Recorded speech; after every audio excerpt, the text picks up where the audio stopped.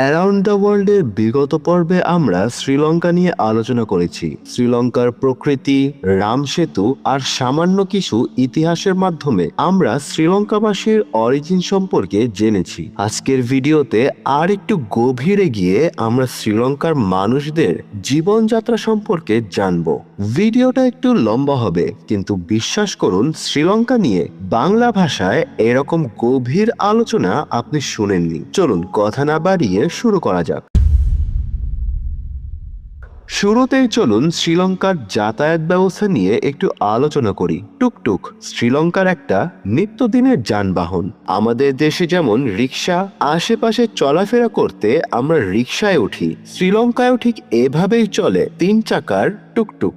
উবারের মতো শ্রীলঙ্কায় একটি জনপ্রিয় রাইড শেয়ারিং অ্যাপ হচ্ছে পিকমি, যেখানে টুকটুকও ভাড়া পাওয়া যায়। ক্যান্ডি থেকে এলা পর্যন্ত ট্রেন ভ্রমণ শ্রীলঙ্কার অন্যতম একটি আকর্ষণীয় ব্যাপার। এটা বিশ্বের অন্যতম সেরা ট্রেন ভ্রমণের একটি, যেখানে ক্যান্ডির পাহাড়ি অঞ্চল থেকে শুরু করে হিল স্টেশন এলা পর্যন্ত এক নৈসর্গিক দৃশ্য উপভোগ করা যায়। 7 থেকে 10 ঘন্টার এই পুরো জার্নিতে ট্রেন ছুটে চলে দুর্গম পাহাড়ি এলাকা দিয়ে, চা বাগানে বুক চিরে জলপ্রপাতের পাশ দিয়ে যাবার সময় যাত্রীরা এক স্বর্গীয় অনুভূতি পায়। ট্রেনটির গন্তব্য এলা। এই এলা হচ্ছে একটি জনপ্রিয় পর্যটন শহর। এখানে অবস্থিত রাবণের গুহা। হিন্দু পুরাণ রামায়ণ অনুসারে রাবণ সীতাকে তুলে এনে এই গুহাতেই কিছুদিন রেখেছিল। এছাড়া রয়েছে রাবণের জলপ্রপাত। বলা হয় এখানে থাকাকালীন সীতা এই জলপ্রপাতের নিচেই গোসল করত। আজ এগুলো জনপ্রিয় ট্যুরিস্ট স্পট হিসেবে চিহ্নিত। এবার একটু যোগাযোগ ব্যবস্থা নিয়ে আলোচনা হোক। আপনি যখন শ্রীলঙ্কায় যান, আপনাকে অবশ্যই নতুন সিম কিনতে হয়। দোকানে গিয়ে আপনি 4টি অপারেটরের সিম দেখতে পাবেন। শ্রীলঙ্কায় সবচেয়ে পুরনো ও জনপ্রিয় মোবাইল অপারেটর হচ্ছে ডায়লগ এবং মোবিটেল। এছাড়া তুলনামূলক আধুনিক সিম হচ্ছে হাচ ও ভারতীয় প্রতিষ্ঠান এয়ারটেল। শ্রীলঙ্কার নাম্বারগুলো 07 দিয়ে শুরু হয়, যেমন 075, 071, 078 ইত্যাদি। তৈরি পোশাক ও চা দেশটির প্রধান রপ্তানি খাত এবং শ্রীলঙ্কার অর্থনীতি টিকে আছে মূলত পর্যটন শিল্পের উপর। তৈরি পোশাক খাতে বাংলাদেশ চীনের পর বিশ্বের দ্বিতীয়, আর শ্রীলঙ্কা মূলত বিশেষ কিছু পোশাক যেমন মেয়েদের লিনজারি ও স্পোর্টস স্যুট রপ্তানিতে জনপ্রিয়। অন্যদিকে শ্রীলঙ্কায় রয়েছে একটি প্রতিষ্ঠিত পর্যটন অবকাঠামো। আপনি ঘোরাঘুরির উদ্দেশ্যে শ্রীলঙ্কায় গেলে কোনরূপ অসুবিধায় পড়তে হবে না। সুসংগঠিত পরিকল্পনা নিয়ে আপনি শ্রীলঙ্কায় ঘুরতে যেতে পারবেন। এবার চলুন আমরা শ্রীলঙ্কার খাওয়া দাওয়া নিয়ে একটু আলোচনা করি। প্রত্যেক জাতির সংস্কৃতি ভিন্ন হওয়ার পাশাপাশি তাদের খাদ্যাভ্যাসেও ভিন্নতা দেখা যায়। শ্রীলঙ্কার খাবারে দক্ষিণ ভারতীয় স্বাদ উল্লেখযোগ্য, তবে কিছু কিছু খাবারের উপাদান রয়েছে যা শ্রীলঙ্কার রান্নাকে দক্ষিণী খাবার থেকে আলাদা করে, যেমন নারকেল। আমাদের জন্য যেমন আলু, যে কোনো ভাজি বা তরকারিতে আমরা আলু যুক্ত করি, শ্রীলঙ্কানদের জন্য তেমনই একটি খাদ্যের উপাদান হচ্ছে নারকেল। তারা মেন ডিশ থেকে শুরু করে বিকালে হালকা নাস্তাতেও কোনো না কোনো ভাবে নারকেল যুক্ত করে। সকালের নাস্তা হিসেবে শ্রীলঙ্কায় অত্যন্ত জনপ্রিয় একটি খাবার হচ্ছে নারকেল রুটি আর রোজ পান। রোজ পান হচ্ছে আমরা যেমন পাউরুটি চুলায় টোস্ট করে খাই, তেমনই একটা খাবার। তাদের পাউরুটিটা নর্মাল পাউরুটি থেকে একটু পাতলা হয়। আর নারকেল রুটির রেসিপি বেশ ইন্টারেস্টিং। আমাদের আলু পরাটার মতোই আটার সাথে নারকেল কুচি মিশিয়ে রুটি বেলা হয়। এরপর গরম গরম রুটি লুনু মিরিস নামে এক ধরনের ঝাল ভর্তা দিয়ে খাওয়া হয়। এছাড়া এই রুটি পোল সাম্বাল দিয়েও খায়। পোল সাম্বাল এক ধরনের নারকেলের ঝাল ভর্তা। শ্রীলঙ্কানরা এই পোল সাম্বাল বিভিন্ন ধরনের খাবারের সাথে খায়। বিশেষ করে দুপুরে ভাতের সাথে পোল সাম্বাল প্রত্যেক শ্রীলঙ্কাবাসীর কাছে প্রিয় একটি লাঞ্চ। শ্রীলঙ্কার মানুষের প্রধান খাবার হচ্ছে ভাত এবং তরকারি। পোল সাম্বাল ছাড়াও তারা ভাতের সাথে সাধারণত মাংস বা মাছের তরকারি খেতে ভালোবাসে। শ্রীলঙ্কান খাবারের আরো আরো একটা বৈশিষ্ট্য হচ্ছে ঝাল। তারা প্রচন্ড ঝাল ও মশলাযুক্ত খাবার খায়। পর্যটকদের জন্য রেস্তোরাঁগুলোতে হয়তো ঝাল কিছুটা কম দেয়া হয়, কিন্তু বসত বাড়ির সাধারণ রান্নাগুলো আপনি মুখেই তুলতে পারবেন না যদি না ঝাল খাওয়ার অভ্যাস থাকে। পোল সাম্বালের মতোই আরো একটি চমৎকার খাবার হচ্ছে সিনি সাম্বাল। গরম ক্যারামেলে পেঁয়াজ জাল করে এটি তৈরি করা হয়। খেতে অনেকটা জ্যামের মতো, স্বাদে টক ঝাল মিষ্টি। সিনি সাম্বল বিভিন্ন ধরনের শর্ট ইটস এর সাথে খায়। শর্ট ইটস হচ্ছে বিকালের নাস্তা। আমরা যেমন বিকালে সিঙ্গারা সমুচা খাই, এগুলো আমাদের ভাষায় ভাজা পুরি। শ্রীলঙ্কায় এগুলোকে বলে শর্ট ইটস, মানে এগুলো খেতে লাগে 2 মিনিট, তাই এগুলো শর্ট ইটস। বিকালের নাস্তা হিসেবে শ্রীলঙ্কায় সবচেয়ে জনপ্রিয় একটি শর্ট ইটস হচ্ছে আপ্পা। আপ্পা হচ্ছে চালের গুঁড়া দিয়ে তৈরি এক ধরনের পিঠা জাতীয় বস্তু, ঠিক আমাদের চিতুই পিঠার মতো। এটা একটা সময় শ্রীলঙ্কার ঘরে ঘরে দাদি নানিরা বানাতেন, ঠিক যেমনটা আমাদের ক্ষেত্রে চিতুই পিঠা বা ভাপা পিঠা যেমন ছোটবেলা আমরা দেখেছি দাদি নানির রেসিপি, এগুলো এখন রাস্তার ধারে কিনতে পাওয়া যায়। ঠিক তেমনি আপ্পা এখন শ্রীলঙ্কার একটি স্ট্রিট ফুড হলেও শ্রীলঙ্কানরা এগুলো ছোটবেলা থেকে খেয়ে খেয়ে বড় হয়। এই আপ্পা বিভিন্ন ধরনের ফ্লেভারে পাওয়া যায়। একটু আগে যে সিনি সাম্বলের কথা বললাম, এক ধরনের আপ্পায় এই সিনি সাম্বলও যুক্ত করা হয়। এছাড়া রয়েছে চিকেন আপ্পা, ডিমের আপ্পা, ভেজিটেবল আপ্পা ইত্যাদি। শ্রীলঙ্কায় ঘুরতে গেলে পর্যটকরা আপ্পা কখনো মিস করেন না। শ্রীলঙ্কার আরো একটি জনপ্রিয় স্ট্রিট ফুড হচ্ছে কত্তু। পাতলা করে বেলা রুটি টুকরো টুকরো করে কাটা হয়, এরপর মুরগি বা গরুর মাংসের ঝোলের সাথে ডিম ও অন্যান্য মশলা দিয়ে চুলায় বসিয়ে মিক্স করা হয়। পুরো খাবারটা সুন্দর করে মিক্স করার জন্য 2টি ব্লেড ব্যবহার করা হয়। এই ব্লেডগুলো দিয়ে দ্রুত হাত চালিয়ে কত্তু তৈরি করা হয়, তখন টুং টুং শব্দ হয়। কত্তুর অর্ডার দিয়ে যারা বসে থাকে তাদের কাছে এই শব্দটাই লোভনীয়, জিভে জল এনে দেওয়ার মতো। আপ্পার মতোই বিভিন্ন ফ্লেভারে কত্তু পাওয়া যায়, যেমন চিকেন কত্তু, বিফ কত্তু, ভেজিটেবল কত্তু ইত্যাদি। শ্রীলঙ্কায় একটি বিশেষ খাবার হচ্ছে কিরিবাত। যে কোনো উৎসব বা অনুষ্ঠানে আর কিছু না হোক, এই কিরিবাতটা তারা রান্না করে। বিয়ে, জন্মদিন, এমনকি নববর্ষেও সকালে কিরিবাত মাস্ট। কিরিবাত হচ্ছে দুধ ভাত। দুধ ভাত বলতে আমরা যা বুঝি এটা সেই দুধ ভাত না। এটা তৈরি করতে অতিরিক্ত পানি দিয়ে চাল সেদ্ধ করা হয়, ঠিক যেমনটা আমরা ভাত রান্না করি সেরকম, কিন্তু এমন ভাবে সেদ্ধ করা হয় যে চালটা আর সাধারণ ফর্মে থাকে না, একদম গলে হালুয়া হয়ে যায়। ঠিক এই সময় নারিকেলের ঘন দুধ মেশানো হয় এবং নাড়তে নাড়তে পুরো মিশ্রণটা আঠালো হয়ে আসে। এরপর যখন পুরোটা থকথকে হয়ে যায় তখন চাকু দিয়ে চারকোনা করে কেটে ফেলা হয়। ওই কাটা অংশটাই এরপর লুনু মিরিচ বা ঝাল কোনো তরকারির সাথে মিশিয়ে খাওয়া হয়। নারকেল দুধ দিয়ে রান্না করা হয় বলে একে দুধ ভাত বা কিরিবাত বলে। সিংহলি ভাষায় কিরি অর্থ দুধ। শ্রীলঙ্কাবাসীরা এই জিনিসটা কলা পাতায় নিয়ে খায়। অনেক হলো খাওয়া দাওয়া, এবার চলুন শ্রীলঙ্কার কিছু জাতীয় উৎসব নিয়ে আলোচনা করা যাক। শ্রীলঙ্কায় উদযাপিত সবচেয়ে বড় উৎসব হচ্ছে সিংহলি ও তামিল নববর্ষ। প্রতি বছর 13 কিংবা 14 এপ্রিল দেশ জুড়ে এটি উদযাপিত হয়। অর্থাৎ আমরা যখন পহেলা বৈশাখ উদযাপন করি, শ্রীলঙ্কাবাসীরাও তখন নববর্ষ পালন করে, কিন্তু তাদের নববর্ষ আমাদের নববর্ষ থেকে সম্পূর্ণ ভিন্ন। চলুন একটু ভেঙে আলোচনা করি। বর্তমানে আমাদের দেশে কত বঙ্গাব্দ চলছে জানেন নিশ্চয়ই। এটা চলছে 1432 বঙ্গাব্দের পৌষ মাস। 14 এপ্রিল আমাদের সাথে সাথে শ্রীলঙ্কায়ও নববর্ষ উদযাপিত হয়। তাহলে কি শ্রীলঙ্কায়ও 1432 চলছে? না, শুনে অবাক হবেন, শ্রীলঙ্কায় বর্তমানে চলছে 24 সাল। জি, শুধু 24। তাহলে এই ক্যালেন্ডারটি মাত্র 24 বছর পুরনো। হ্যাঁ, অনেকটা সেরকমই, কিন্তু এখানে একটা ব্যাপার আছে। আমরা দিবস গুনি 7টি আর মাস গুনি 12টি। আমাদের 7 দিন আর 12 মাসের একটা নির্দিষ্ট নাম রয়েছে, যেমন শনিবার, রবিবার কিংবা বৈশাখ, জ্যৈষ্ঠ ইত্যাদি। কিন্তু ভেবে দেখুন, ঠিক এভাবে যদি আমাদের প্রত্যেকটা সালের একটা করে নাম থাকতো তাহলে কেমন হতো। ধরা যাক ইংরেজি 2025 সালটিকে আমরা সংখ্যায় নয় বরং একটা নাম দিয়ে প্রকাশ করছি, তাহলে আমাদেরকে 2025টা নাম মুখস্থ করতে হতো।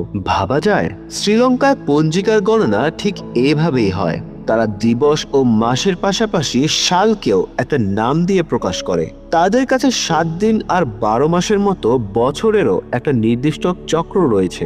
আমরা 12তম মাস চৈত্রের পর থেকে যেমন বৈশাখ মাস থেকে আবার গণনা শুরু করি, শ্রীলঙ্কায়ও একটা নির্দিষ্ট বছরের পর নতুন করে চক্র শুরু হয়। প্রত্যেক 60 বছরে এই বর্ষচক্র নতুন করে শুরু হয়। শ্রীলঙ্কার বর্তমান চক্রটির এখন 24তম সাল চলছে এবং এই সালটির একটা নাম রয়েছে। 2025 এপ্রিল থেকে শ্রীলঙ্কায় 24তম বছরটি শুরু হয়, যার নাম হচ্ছে বিকৃতি। 60 বছরে এই বর্ষচক্রটি শেষ হবে 2060 সালে, যখন 60তম বছর অক্ষয় শেষ হবে এবং প্রভব নামের পরবর্তী বছর থেকে নতুন চক্র শুরু হবে। ভিডিওটি যারা মনোযোগ দিয়ে দেখেছেন তাদের কাছে অবশ্যই ব্যাপারগুলো জটিল লাগবে না। আসলে এই নতুন জিনিসগুলো এক্সপ্লোর করার আলাদাই একটা মজা রয়েছে। যাই হোক, আমরা শ্রীলঙ্কার নববর্ষ উদযাপনে ফিরে যাই। এখানে বোঝানোর জন্য আমি একটা উদাহরণ ব্যবহার করছি, এটা মোটেও তুলনা নয়। আমাদের দেশের রমজান মাস শুরু হওয়ার আগে প্রতিটি মসজিদে একটা ক্যালেন্ডার দেয়া হয়, যেখানে আগামী 1 মাসের সাহরি ও ইফতারের সময়সূচি দেয়া থাকে। সাহরির সময় শেষ হলে আর খাওয়া যাবে না এবং নির্দিষ্ট সময় ইফতার করতে হবে। এই সময়সূচি আমরা গুরুত্বের সাথে পালন করি। শ্রীলঙ্কায় নববর্ষের আগের দিন ধর্ম মন্ত্রণালয় থেকে অনেকটা এরকমই সময়সূচি দেয়া হয়। নক্ষত্রের অবস্থান অনুযায়ী নববর্ষের দিন জ্যোতিষীরা নির্দিষ্ট কাজের শুভ সময় নির্ধারণ করে। শ্রীলঙ্কাবাসীরা ওই সময় ধরেই সব কাজ করে, 1 সেকেন্ড আগেও নয় পরেও নয়। নববর্ষে 2-3 সপ্তাহ আগে থেকেই শুরু হয় প্রস্তুতি। এ সময় সবাই বাড়িঘর পরিষ্কার করে, যাদের সামর্থ্য থাকে তারা নতুন করে বাড়ি রংচনা করে। মিষ্টি জাতীয় খাবার রান্না করা হয়, অনেকে নতুন কাপড় কেনে। পুরাতন বছরকে তারা বিদায় জানায় শেষবারের মতো গোসল করে। এরপর শুরু হয় পুণ্যকাল। পুণ্যকাল হচ্ছে একটা নির্দিষ্ট সময় যখন সবাইকে কাজ কারবার সবকিছু বাদ দিয়ে ধর্মীয় কাজে মনোনিবেশ করতে হয়। এই সময় সবাই মন্দিরে গিয়ে পূজা অর্চনা করে। পরের দিন অর্থাৎ নববর্ষের দিন ভোরবেলায় নির্দিষ্ট সময় আতশবাজি আর ঢোলের শব্দে নতুন বছরকে সবাই বরণ করে। এরপর নির্দিষ্ট সময় বাড়ির বয়োজ্যেষ্ঠ মহিলারা চুলায় আগুন দেয়। পাত্রটিকে 3 বার অর্চনা করে তাতে দুধ বলক দেয়া হয়। এই সময় বাড়ির বড় থেকে ছোট সবাই দাঁড়িয়ে দাঁড়িয়ে দুধের বলক ওঠা দেখে। দুধ বলকে যত বুদবুদ হয়, বলা হয় এই পরিবারটির জন্য এই বছরটি ততই সমৃদ্ধশালী হবে। খাবার টেবিলে কিরিবাত সহ মিষ্টি জাতীয় খাবার রাখা হয়। এরপর তেলবাতি জ্বালিয়ে খাওয়া শুরু করা হয়। এটাও তাদের নববর্ষের একটা রিচুয়াল। ঈদের দিন আমরা যেমন বড়দের কাছ থেকে ঈদি নেই, এটা আমাদের জন্য ঈদের দিনের একটা বিশেষ আকর্ষণ। শ্রীলঙ্কানরা এই জিনিসটাকেই রিচুয়াল হিসেবে দেখে এবং এটাও শুভ সময় পালন করা হয়। নির্দিষ্ট সময়ে ছোটরা পান পাতা নিয়ে বড়দের সামনে হাজির হয় এবং বড়রা টাকা দিয়ে তাদেরকে আশীর্বাদ করে। এই সালামি দেয়াটাও একটা গুরুত্বপূর্ণ ব্যাপার। বড়রা দিনের প্রথম টাকাটা এভাবে দেয়, অর্থাৎ এই রিচুয়ালটির আগে কোনো কেনাকাটা বা টাকার লেনদেন সম্পূর্ণ নিষিদ্ধ। এরপর নববর্ষের আরেকটা কাজ হচ্ছে তেল মাখানো। তেল মাখতে সবাই মন্দিরে গিয়ে কাতারে দাঁড়ায়। পুরোহিত গাছের নিচে দাঁড়িয়ে হাতে তেল নিয়ে মন্ত্র পড়ে। এরপর আগত সবাইকে এক এক করে মাথায় তেল মাখানো হয়। এটাও আশীর্বাদের একটা ধরন। এই নববর্ষ শ্রীলঙ্কার মানুষদের কাছে বড় এক আনন্দের দিন। এই দিন সবাই আত্মীয়ের বাসায় বেড়াতে চায়। ধর্মীয় আচার অনুষ্ঠান শেষে জায়গায় জায়গায় খেলার আয়োজন হয়। শ্রীলঙ্কা একটি বৌদ্ধ সংখ্যাগরিষ্ঠ দেশ, তাই এখানকার অন্যতম এক বড় উৎসব হচ্ছে বৌদ্ধ পূর্ণিমা। বৌদ্ধ পূর্ণিমা এখানে ভেসাক উৎসব নামে পরিচিত। গৌতম বুদ্ধের জন্ম, বৌদ্ধ ধর্মের জ্ঞান লাভ এবং মৃত্যু, এই 3টি ঘটনাকে স্মরণ করে মে মাসের ভরা পূর্ণিমায় বিশ্বজুড়ে বৌদ্ধ ধর্মের অনুসারীরা ভেসাক পালন করে। শ্রীলঙ্কায় ভেসাক এক জাঁকজমকপূর্ণ পরিবেশে উদযাপিত হয়। পশ্চিমে যেমন ক্রিসমাস, শ্রীলঙ্কায় ঠিক একই মর্যাদায় উদযাপিত হয় বেসাক। ধর্মপ্রাণ বৌদ্ধরা ধর্মীয় কর্মসূচি পালন করে দিনটি অতিবাহিত করে। এই দিন ছোট বড় নারী পুরুষ সবাই সাদা রঙের কাপড় পরিধান করে, কারণ সাদা হচ্ছে শুদ্ধতার প্রতীক। নারীরা সাদা রঙের শালীন পোশাক পরেন, অর্থাৎ এই দিনে নারীদের কাঁধ ও হাঁটু দেখানো সম্পূর্ণ নিষেধ। ভোর থেকে সবাই হাতে ফুল ভর্তি ঝুড়ি নিয়ে মন্দিরে মন্দিরে গিয়ে পুষ্প অর্পণ করে। দিনের শুরুটা যায় ধর্মীয় আচার অনুষ্ঠান পালন করে। দুপুর থেকে শুরু হয় ভেসাকের আসল মজা। শহর জুড়ে প্রতিটি বাড়ি, রেস্তোরাঁ, এমনকি গাছে গাছে লাগানো হয় বৌদ্ধ পতাকা। 5 রং বিশিষ্ট এই পতাকা বৌদ্ধদের কাছে শ্রদ্ধার প্রতীক। ভেসাকের অন্যতম আকর্ষণ হচ্ছে দানশালা। ধনী ও সামর্থ্যবানরা নিজ অর্থায়নে এসব দানশালা পরিচালনা করে। দানশালা হচ্ছে বিনামূল্যে আহার। শহর জুড়ে বিভিন্ন খোলা জায়গা ও নির্দিষ্ট ভেন্যুতে বসে এসব খাবারের আয়োজন। ধনী গরিব মধ্যবিত্ত সবার জন্য এই খাবার সম্পূর্ণ ফ্রি। মানে ভেসাকের দিন আপনি এখানে সম্পূর্ণ বিনামূল্যে ভাত, তরকারি, ফল ও মিষ্টান্ন জাতীয় খাবার খেতে পারবেন। ভাতের দানশালায় সবচেয়ে বেশি ভিড় দেখা যায়। ভেসাকের দিন দুপুর থেকে মধ্যরাত পর্যন্ত চলে এসব আয়োজন। দিন যত গড়ায় উৎসবের আমেজ যেন দ্বিগুণ বেড়ে যায়। দিনের আলো কমে আসতেই বাড়িগুলো লণ্ঠনের আলোয় ঝলমল করে ওঠে। বাঁশের কঞ্চিতে রঙিন কাগজ মুড়িয়ে বিভিন্ন ডিজাইন দিয়ে তৈরি করা হয় এইসব লণ্ঠন। এরপর বাড়ির ছাদ থেকে এগুলো ঝোলানো হয় এবং বৈদ্যুতিক বাল্ব দিয়ে আলোকিত করা হয়। ভেসাকের রাতে শহর জুড়ে লণ্ঠনের আলো যেন এক অন্য পৃথিবীতে নিয়ে যায় শ্রীলঙ্কাবাসীদের। ভেসাকের দিন এই লণ্ঠনকে ঘিরে শ্রীলঙ্কায় এক বিরাট ব্যবসায়িক লেনদেন হয়। দোকানে কিনতে পাওয়া যায় রেডিমেড লণ্ঠন, আবার লণ্ঠনের রঙিন কাগজও আলাদা বিক্রি হয়। অনেকে কাগজ কিনে নিয়ে নিজেরাই ডিজাইন করে লণ্ঠন বানায়। ভেসাকের এক অবিচ্ছেদ্য অংশ হচ্ছে লণ্ঠন। ভেসাকের রাতের আরো এক আকর্ষণ হচ্ছে থোরানা। থোরানা হচ্ছে লাইটিং শো। এটা হচ্ছে রাস্তার মোড়ে প্যান্ডেল টানিয়ে বিশেষ আয়োজন। মঞ্চে বিভিন্ন ক্যানভাসে বিশেষ পদ্ধতিতে আঁকা ছবি প্রদর্শিত হয়। এরপর লাইট সিকোয়েন্সের মাধ্যমে এমন এক আলোক দৃশ্য তৈরি করা হয় যেন ছবিগুলো নড়াচড়া করছে, মানে অ্যানিমেটেড। ছবির তালে তালে ভয়েস ওভারে গল্প প্রচার করা হয়।